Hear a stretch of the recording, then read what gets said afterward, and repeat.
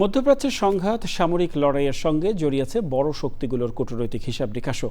একদিকে ইরান ও ইসরায়েলের পাল্টাপাল্টি হামলা, অন্যদিকে ইরানে হামলা অব্যাহত রাখতে মার্কিন প্রেসিডেন্টকে সৌদি যুবরাজের চাপ। এর মধ্যেই ইরানের নিরাপত্তা নেতৃত্বে পরিবর্তন, লেবাননে কূটনৈতিক উত্তেজনা এবং উপসাগরীয় অঞ্চলে হামলার বিস্তার সব মিলিয়ে উত্তপ্ত হয়ে উঠেছে পুরো অঞ্চল। সুব্রত গায়নের রিপোর্ট। 200-র বেশি সার্ভিস ও ফিচারে লেনদেনের সব বিকাশ অ্যাপে সম্ভব। মধ্যপ্রাচ্যে উত্তেজনা আরও তীব্র আকার ধারণ করেছে।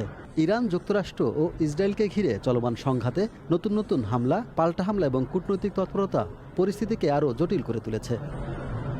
ইরানের সর্বোচ্চ জাতীয় নিরাপত্তা পরিষদে মোহাম্মদ বাকের জলঘাদরকে নতুন নিরাপত্তা প্রধান করা হয়েছে। এর মধ্যেই ইসরায়েলের তেল আবিবে ইরানি ক্ষেপণাস্ত্র হামলায় একাধিক স্থানে বড় ধরনের ক্ষয়ক্ষতি হয়েছে। এতে অন্তত 4 জন নিহত হয়েছেন।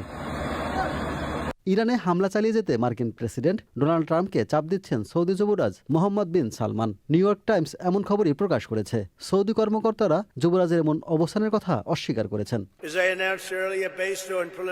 অন্যদিকে মার্কিন প্রেসিডেন্ট দাবি করেছেন ইরানের সঙ্গে একটি বৃহত্তর সমঝোতায় পৌঁছাতে আলোচনা চলছে। তবে তেহরান এ দাবি অস্বীকার করে একে ভুয়া খবর বলেছে।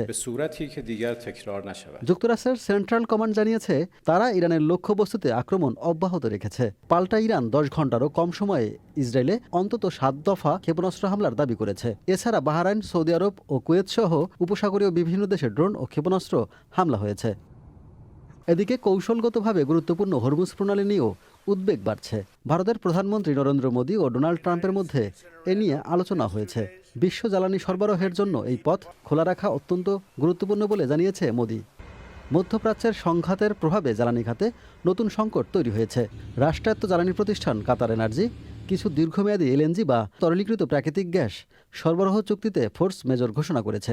এর ফলে ইতালি, বেলজিয়াম, দক্ষিণ কোরিয়া ও চীনের মতো দেশগুলোতে গ্যাস সরবরাহ ব্যাহত হতে পারে। সুব্রত গায়ন, চ্যানেল আই।